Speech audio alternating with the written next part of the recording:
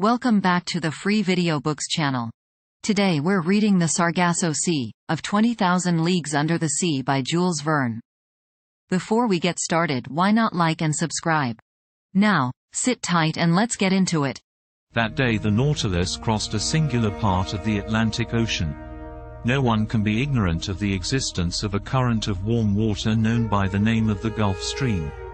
After leaving the Gulf of Florida, we went in the direction of Spitzbergen. But before entering the Gulf of Mexico, about 45° of N-lat, this current divides into two arms, the principal one going towards the coast of Ireland and Norway, whilst the second bends to the south about the height of the Azores, then, touching the African shore, and describing a lengthened oval, returns to the Antilles. This second arm, it is rather a collar than an arm, surrounds with its circles of warm water that portion of the cold, quiet, immovable ocean called the Sargasso Sea, a perfect lake in the open Atlantic. It takes no less than 3 years for the great current to pass round it. Such was the region the Nautilus was now visiting, a perfect meadow, a close carpet of seaweed, fucus, and tropical berries, so thick and so compact that the stem of a vessel could hardly tear its way through it. And Captain Nemo, not wishing to entangle his screw in this herbaceous mass, kept some yards beneath the surface of the waves. The name Sargasso comes from the Spanish word sargazo, which signifies kelp. This kelp, or berry plant, is the principal formation of this immense bank. And this is the reason why these plants unite in the peaceful basin of the Atlantic. The only explanation which can be given, he says, seems to me to result from the experience known to all the world.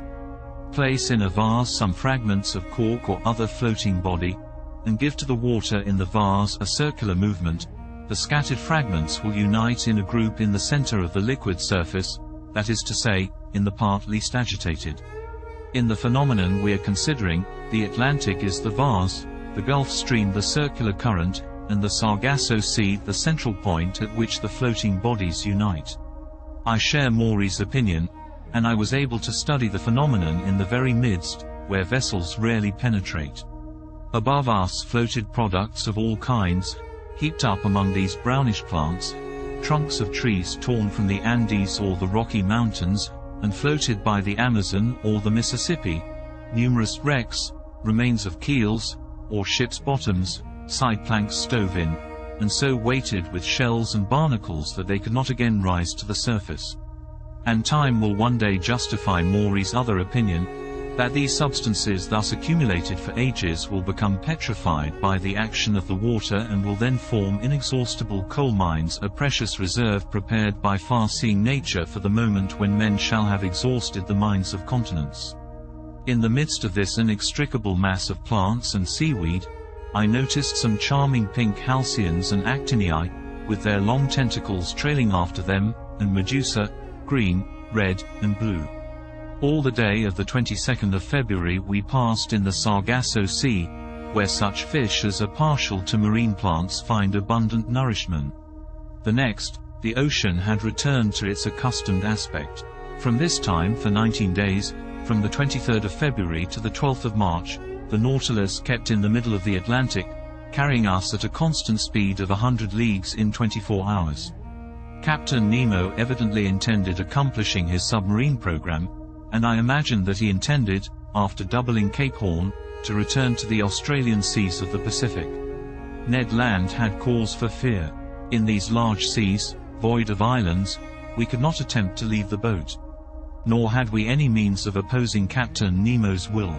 Our only course was to submit, but what we could neither gain by force nor cunning, I like to think might be obtained by persuasion.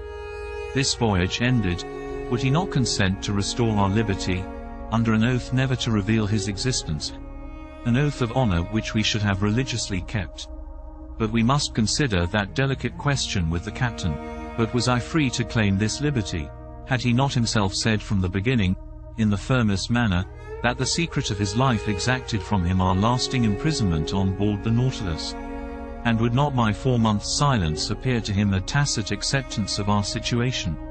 And would not a return to the subject result in raising suspicions which might be hurtful to our projects? if at some future time a favorable opportunity offered to return to them.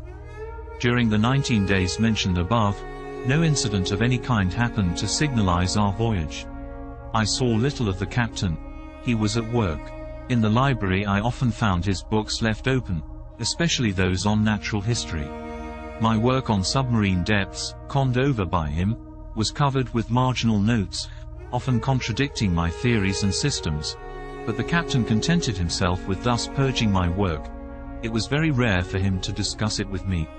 Sometimes I heard the melancholy tones of his organ, but only at night, in the midst of the deepest obscurity, when the Nautilus slept upon the deserted ocean.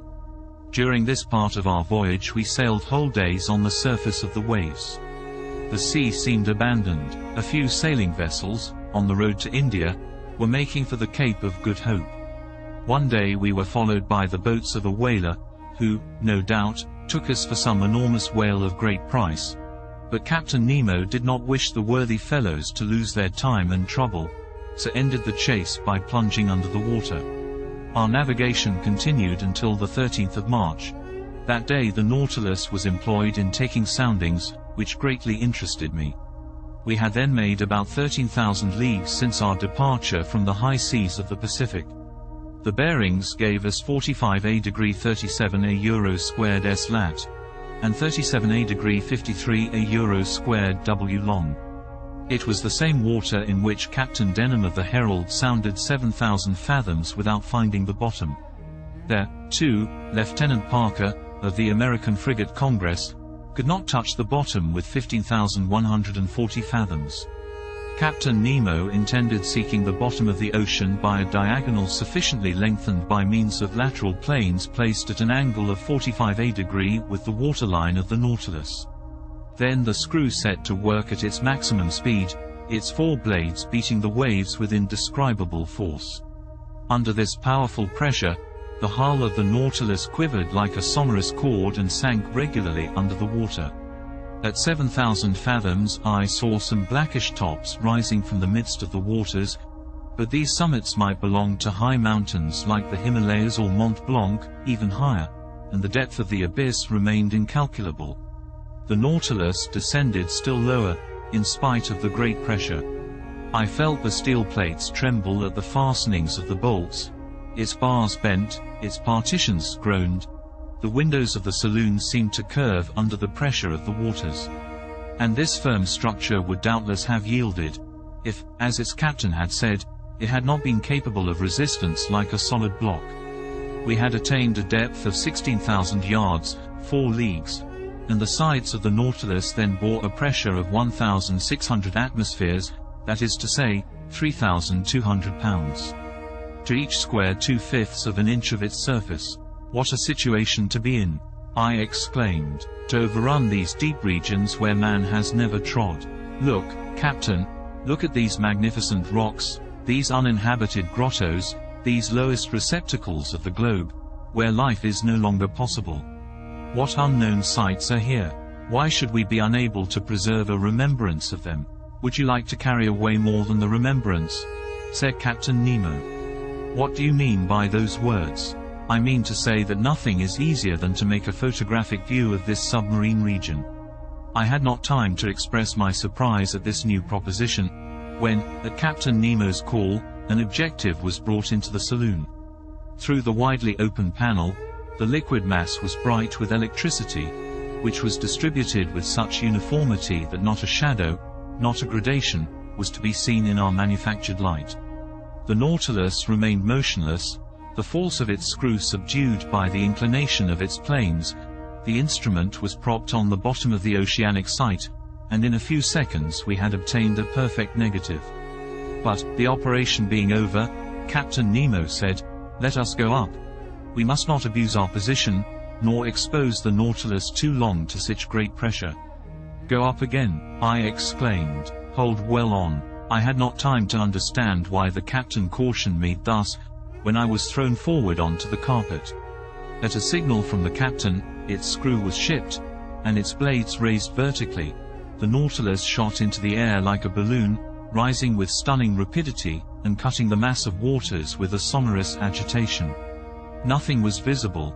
and in 4 minutes it had shot through the 4 leagues which separated it from the ocean, and, after emerging like a flying fish, fell, making the waves rebound to an enormous height. Did you enjoy today's chapter of 20,000 Leagues Under the Sea? Why not subscribe and ring the bell? Next time we'll be reading Cachalots and Whales. Don't miss it.